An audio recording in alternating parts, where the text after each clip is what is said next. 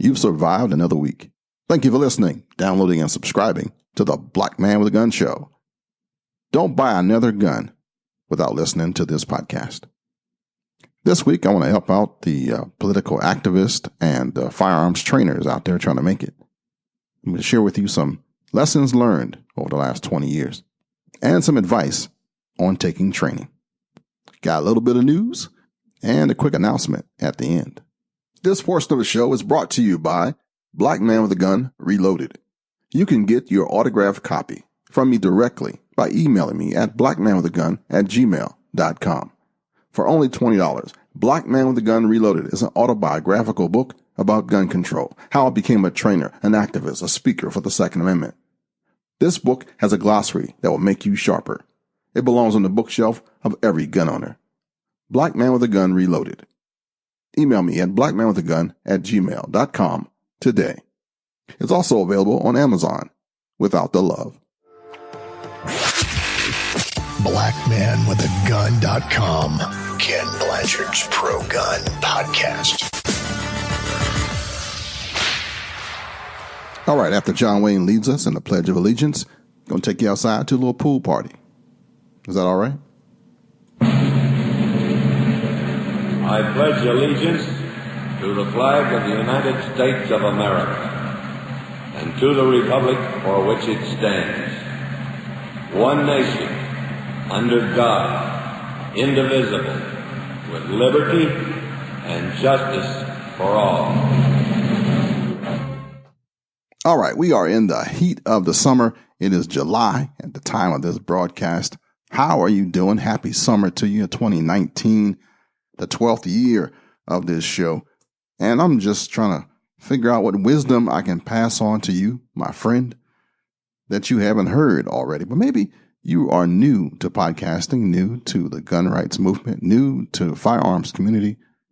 Well, I'm going to try to add a little bit for somebody who is new, somebody who's old, somebody who's been around a minute, and hopefully it makes sense to you.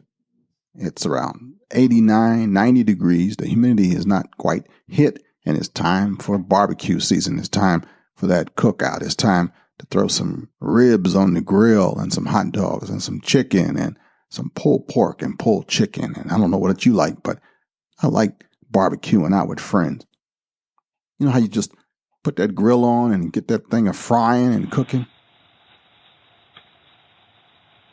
I never really mastered the grill, but some of my friends are really, really good at it. Can you smell it?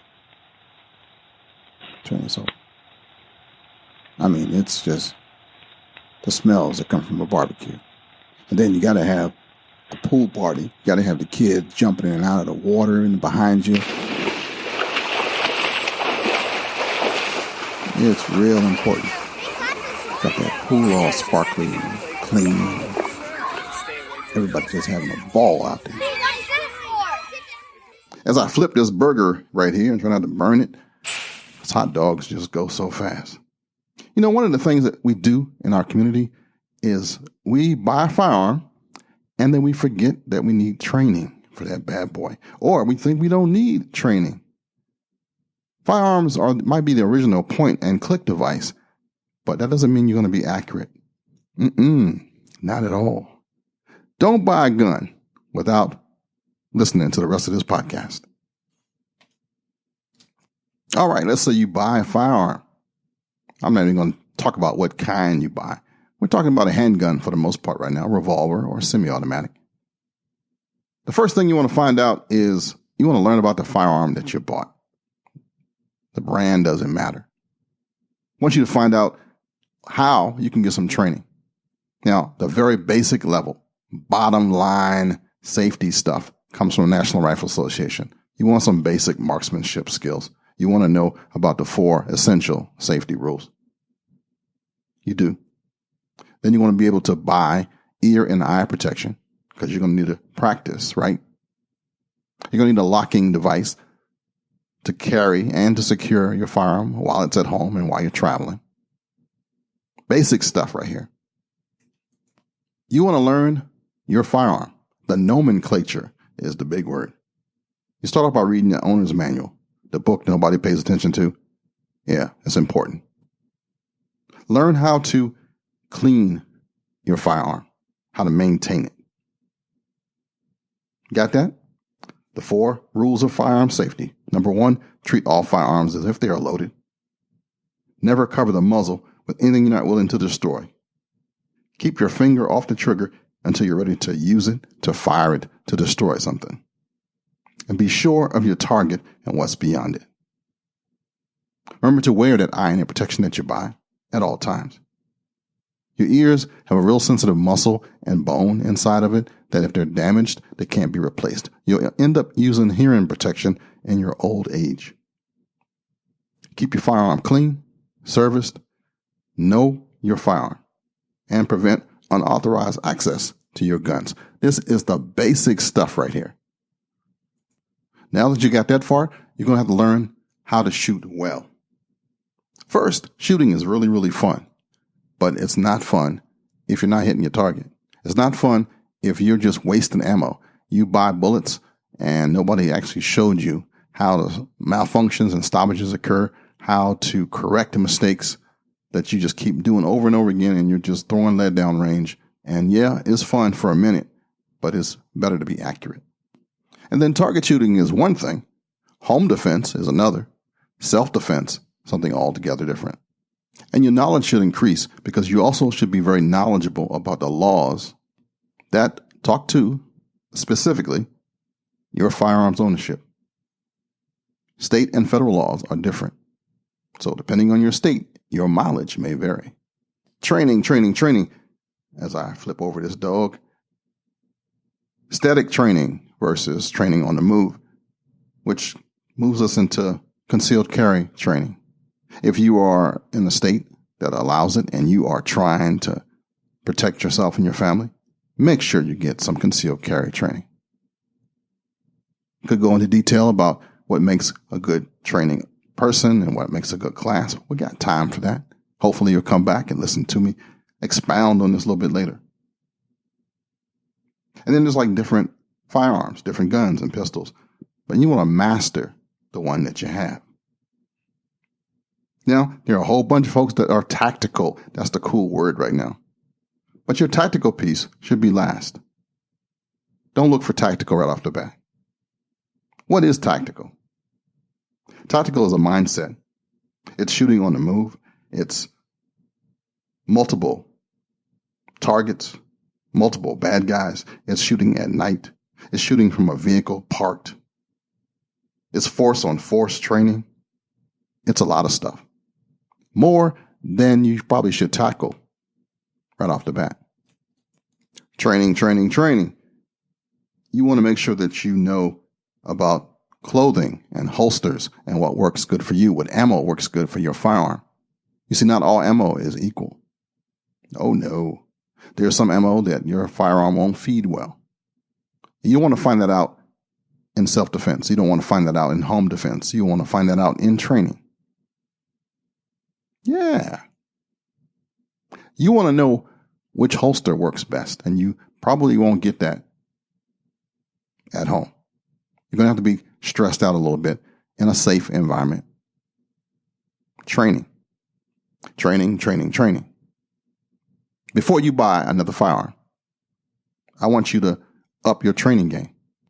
Before you start shooting in that USPSA match, before you start shooting that IPSC match, I want you to get some training. See, I know a lot of people who think that they can shoot, but that's only when there's nobody shooting back at you, when you don't have to move, when the conditions are the way you want them. But that's never how things happen in this lifetime. You will learn your mistakes. You will learn your shortcomings in training. And you got to get the right training. You can't go from 0 to 50. You're going to have to go through the numbers. That's how it works. You want your body and your mind to be on the same sheet of music when stress happens, because you won't be able to think real well when stress happens. You'll be micro-focused on something. And I want it to be on the essentials, on the fundamentals. That way you'll survive. And before you take that force on force training or that armorer's course, you got to master the basics. Be careful for all these jokers out here that are tactical. Be careful of them. You want to gauge your training on the level of stuff that you need to know. before you buy another firearm, before you contemplate reloading, before you contemplate your next purchase. I want to make sure that you know what ammo works for you. I want to make sure that you know about the cardio, about your body fitness level, that you're able to run if you have to, that you're able to run and gun safely if you have to, that there are laws of pursuit, that there are laws. See, some of the stuff that you can practice during a competition, you can't do legally, but you have to know that before it happens because your body will react to what you trained last. So if you were like the bomb shooter, you were off the chain, you were just a monster, a beast in the last competition. I don't want that to happen to you when something happens at night and you go out and you chase this guy down and you shoot him on the run, on the move, like it was a course. I don't want to visit you in prison. I know nobody's told you this before.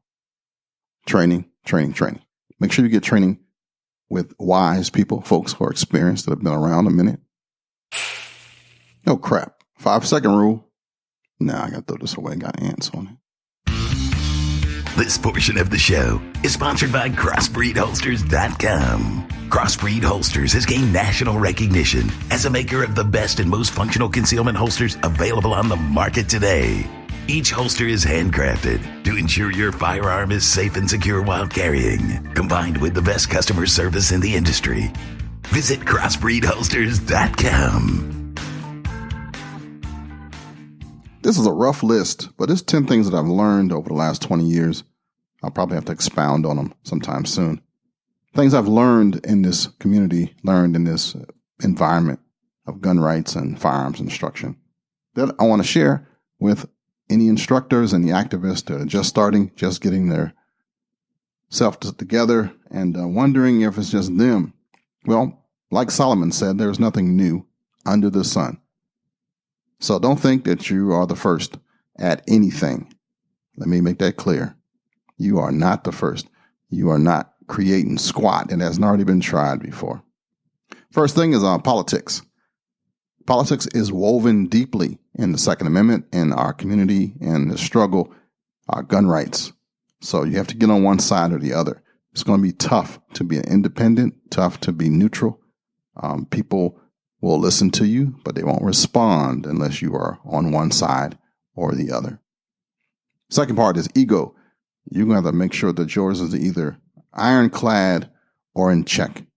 Because if you don't have yours in check, you won't be able to hear what's needed, what's required. So you can come out of this thing out the gate thinking that your stuff don't stink, but you will be missing opportunities. Which brings me to point number 3. You have to listen. Listen is important. Listen for what's missing. Listen to what's needed, and then fill that need. Talking is a great art. Some of us have it. Some of us have the gift of gab. But if you don't have the listening part down, you'll be talking to nobody. You'll be promoting yourself and missing the opportunity to do what you really want to do. The next thing is the art of debate. Almost every politician that has been around is a lawyer, an attorney, including Coleon Noir. There's a reason he's in that slot. The dude is gifted. If you're not gifted in debate, how to do it right, how to do it well, you're going to be missing something. Don't think being first, my point number 6, is everything. Not a guarantee of your success. There's a lot of folks, myself included, they're like the mountain men in this thing. I wasn't first either, but I'm so far ahead that everybody before me is probably dead or not speaking. So I'm just like the last survivor. But that doesn't get you anywhere. So don't think creating something and being the first at it is a big benefit. The key to it is point number 7. Consistency. Whatever you start, you can't stop. You have to keep going through the lean, the mean, and the in-between times. Consistency. Number 8, it factor. You know how models have an it factor? They're funny looking, but they still getting pictures. They're funny looking, but they're getting into movies. Well, we have the same thing. If you're a social media person, you have to pick what your it factor is going to be. Are you going to be controversial, edgy, clean cut, foul, streety, all that stuff? It kind of goes with the niche, but you got to define it so people can ID you. You can't be all things to all people. You have to be one thing.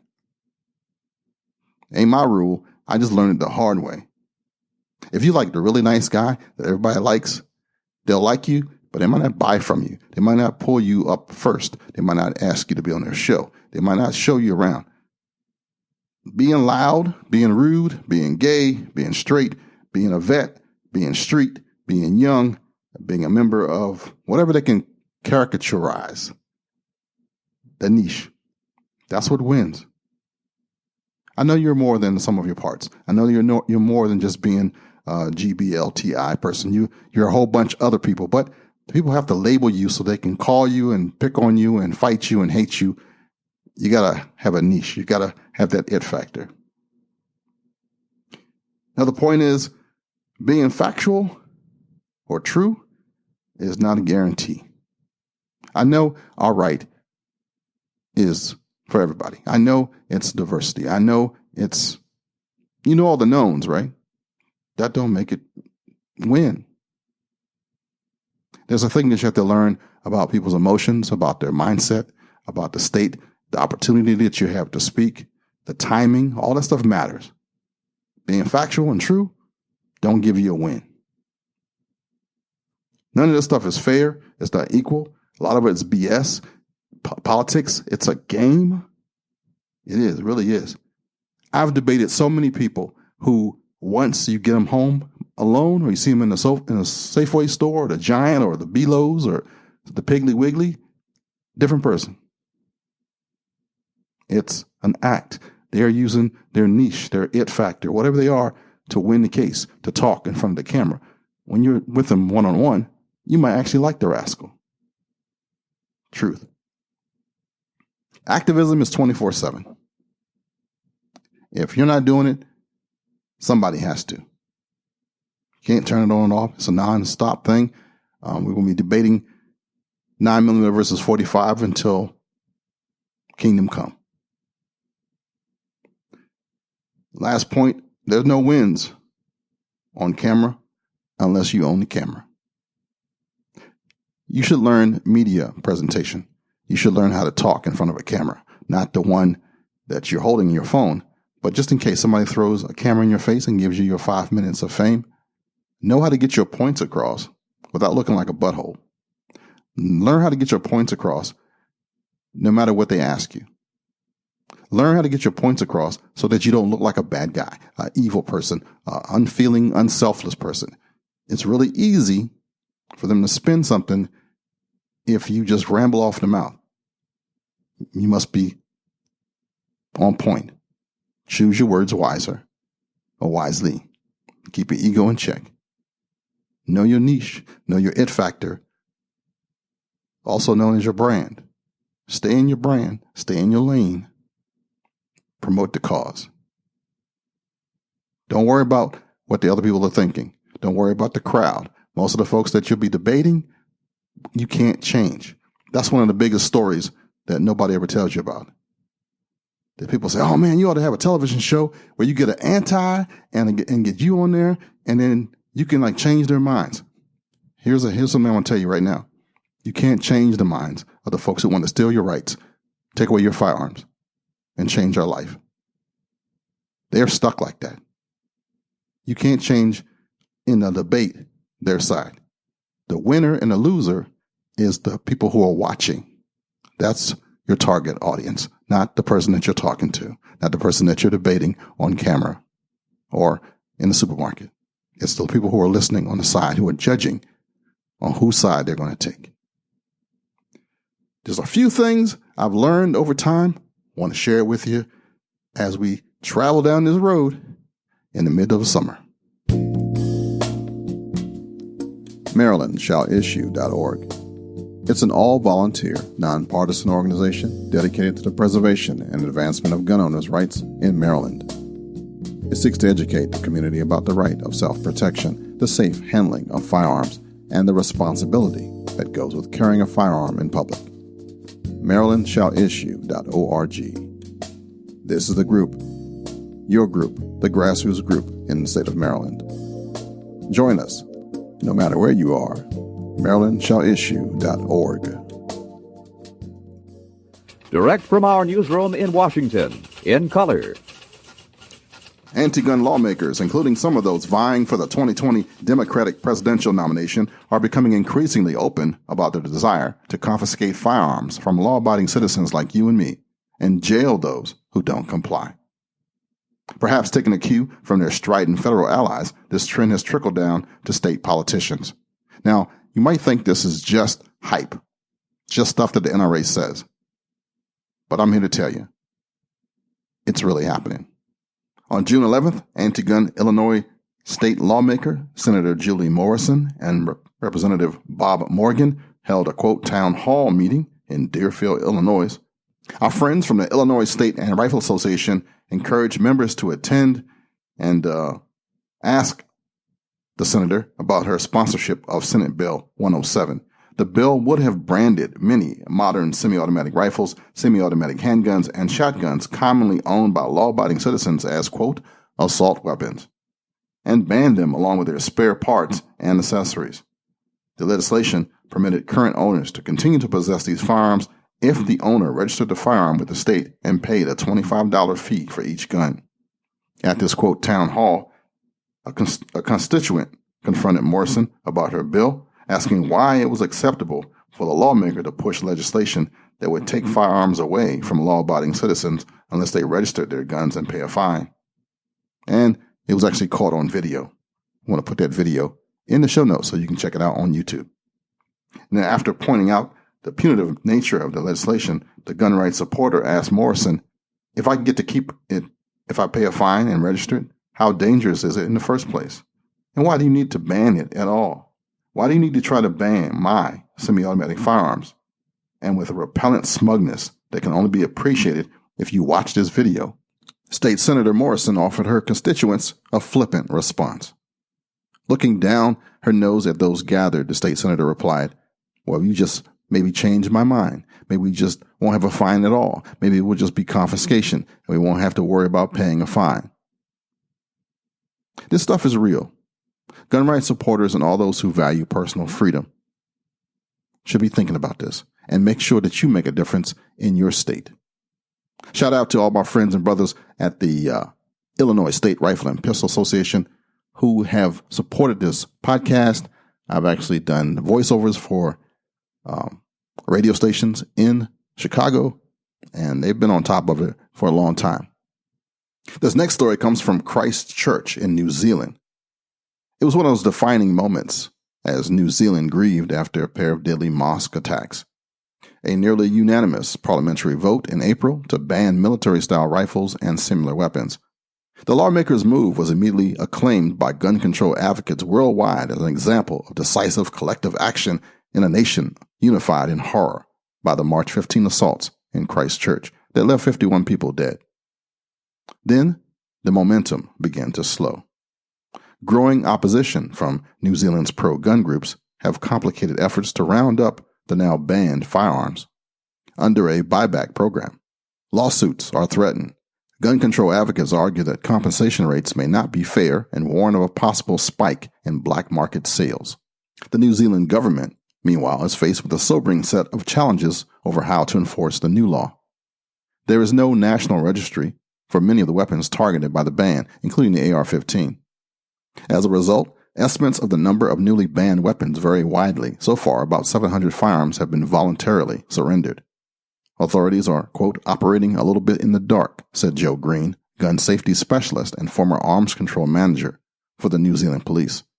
He says it's really an open checkbook, he added, because they don't know how many they are buying back.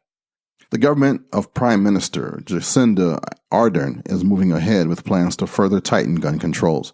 Measures could include a national firearms registry and a more comprehensive vetting process for gun ownership. Gun groups are pushing back. The Council of Licensed Firearms Owners, New Zealand, their leading gun lobby, announced recently that it intends to challenge the buyback program through the courts. Nicole McKee, the group's secretary, said the plan is to take legal action likely to be by the way of a class action. In a separate case, gun collector David Craze, Sr., who's also a hunter and a competitive shooter, said he is considering a lawsuit seeking proper compensation for what he described as property confiscation. Under the government's buyback program, he would receive about 30% of the actual value of his collection of a dozen of his firearms amassed over 50 years, he said. He had intended to sell some of the firearms as part of his retirement plan, he said, describing his collection as a, quote, investment. How many of us have firearms for investment purposes? But others have engaged in a far more heated rhetoric. Paul Clark, owner of New Zealand's Ammunition, one of the country's largest ammunition companies, said he believed that many owners would attempt to hide their weapons. He added that if owners are not allowed to make their case through the justice system, the only alternative is revolution. Asked by Radio New Zealand journalist Lisa Owen to clarify what he meant, he replied, literally what I just said. Clark later apologized for the comment and said he was not calling for violence. The government has set the buyback value at 95% of the estimated base price for new or nearly new firearms, and the amount is less for weapons in poor condition. There has been no indication from officials that the compensation rates will be increased, and an amnesty period expires December 20th. In case you haven't guessed it, not many people have been turning in their firearms. Philippa Jasbak, co-founder of Gun Control New Zealand, said it was likely that the low level of voluntary hand-ins so far was due in part to people, quote, waiting to see the levels of compensation on offer before details were revealed. Stuart Nash, the Minister for Police, announced last week that nearly 200 collection events would take place over the next 3 months in community hubs, including some of the country's largest sports stadiums. We're urging people to keep calm, he says, Mike Clement, New Zealand's Police Deputy Commissioner for National Operations. We acknowledge that you're a law-abiding citizen, and though no fault of your own, you now find yourself in possession of firearms that are now illegal, he said. But he noted that once the amnesty period expires, there is no excuse for holding on to weapons. The authorities, who estimate there are 1.2 million to 1.5 million firearms in New Zealand, have written to every registered firearms owner to inform them of their obligations. But Jasbek pointed out that some of the banned weapons, including the AR-15 rifles, fall into Category A in the New Zealand licensing system, which means they are not required to be registered in police databases, and as such, will be impossible to trace. These weapons are unlikely to be confiscated by police because they don't know of their existence, she said. These will be the black market weapons if their owners choose not to comply with the law and become criminals instead. She added that the new law, while laudable, requires tightening to increase public safety. This would include a mandatory gun register, records of all ammunition sales, and requiring owners of those semi-automatics that remain legal to permanently disable their guns. Despite any potential difficulties with the buyback, it is really important that we remove semi-automatic weapons from the community, she said. We also know that this change will be effective. In Australia, there were 13 fatal mass shootings from 1979 to 1996. After the gun law reforms in 1996, there were none for more than 20 years. This article came from the Washington Post, and I gave it to you because this is the stuff that will be used against you when you speak about New Zealand, about gun rights, about the AR-15 in America. Oh, in case you missed the point, New Zealand police expected tens of thousands of firearms to be surrendered by their guns buyback scheme, but they only got less than 1,000, less than 600 as of June 2019. And finally, just want to let you know that there's a new firearm that just came out just this week from my friends at LWRCI. It's a gun shop, well, not a gun shop, but actually a gun manufacturing company right here in Maryland, of all places, in the home of Frederick Douglass and Harriet Tubman, that produced a new carbine, a new SMG 45, actually. It's brand new, shoots 45 ACP, and it's a gas piston AR kind of style firearm, but it is a submachine gun like firearm. I'm hoping to try it out, probably take a trip across the bridge and see if I can shoot that bad boy a couple times. Constructed of advanced aluminum and steel alloys with a serious bunch of treatments to it. That's a technical term. The upper includes 8.5 cold hammer forged CRMOV steel barrel, the familiar modular rail system from LWRCI, rail panels and hand stop installed at 3, 6, and 9 o'clock, Magpul in bus, pro sights, and more. There'll be pictures on this episode, actually, of this SMG 45. Just a little teaser. I'm hoping that I get a response back so I can go check out this thing. It has a folding stock, and it looks like it might be kind of like an MP5-ish type of firearm. It's called SMG 45 from LWRCI out of Cambridge, Maryland.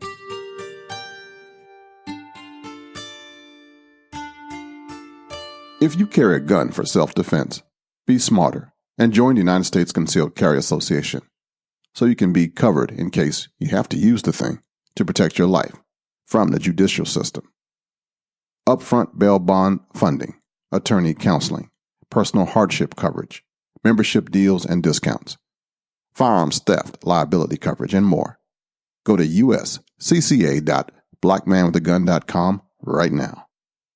uscca.blackmanwithagun.com. Hey, thanks for sticking around to the end of the show. If you have an Instagram account, I'm asking you to join me on a new page that I'm starting. It's going to be my fun page. I'm going to have some jokes, some sarcasm, some videos. And my persona is now called Papa Cap via my son and his friends. That's what they call me. It's PAPACAPP, Papa Cap, at Instagram. All right? Thanks. Join me there. And Papa Cap wants to remind you that you can also support this podcast and all the efforts of Kenn Blanchard if you go to patreon.com/blackmanwithagun. And if you are a patron of the Patreon account and you don't have your Black Man with a Gun keychain, let me send it to you. Send me an email to blackmanwithagun@gmail.com and let your friend and brother from another mother know that he missed you. You'll get yours free if you are a Patreon supporter. Just let me know. Not one? Well, listen to this.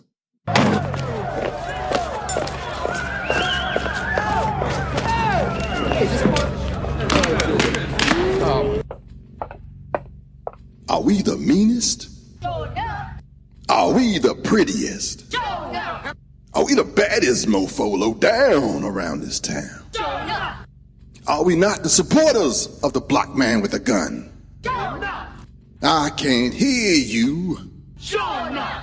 Patreon.com/blackmanwithagun. All right, that's it for this week. I want to just remind you that training is very, very important.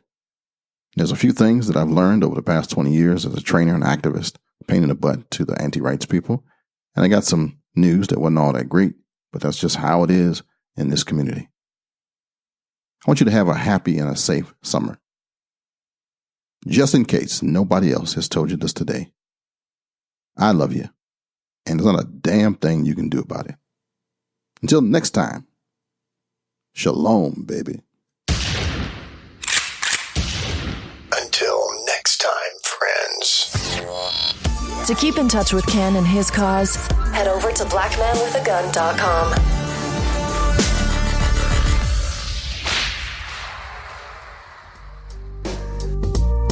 Blanchard.media.